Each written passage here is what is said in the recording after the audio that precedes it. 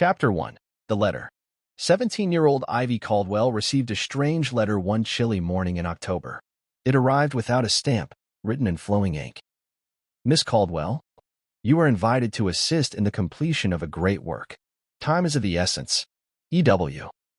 Puzzled and curious, Ivy showed the letter to her grandmother, who went pale.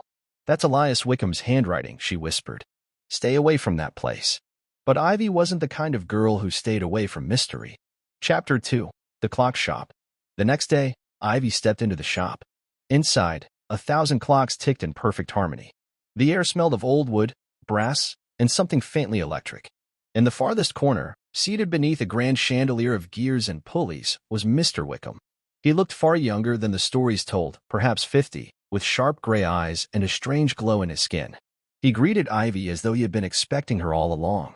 I've been building a clock, he said. The last of its kind. But I need help. Your help. Chapter 3. The Timekeeper's Mechanism. Over the weeks, Ivy returned again and again. Wickham taught her about gears, springs, and pendulums, but also about things that weren't in any book: temporal resonance, chronothreads, and memory loops. He wasn't just making a clock. He was crafting a device that could look into the past and perhaps even change it. One evening, he showed her the timekeeper. It was enormous, made of brass, obsidian, and glass, with 12 dials and a pendulum that swung in silence. I built the first version decades ago, he admitted, and used it to change a single moment in my life. But time doesn't like to be rewritten. Chapter 4. Shadows of the Past.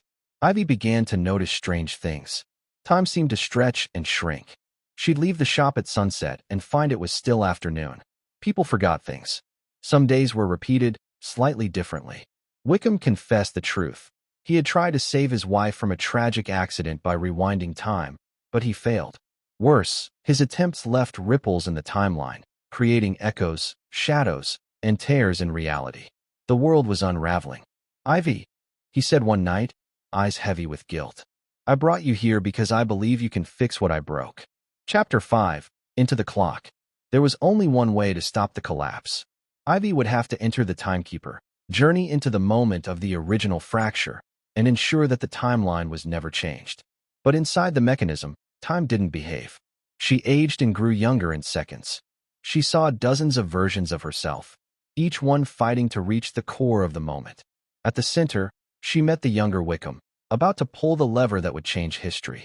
She begged him to stop, and in the final moment, he did.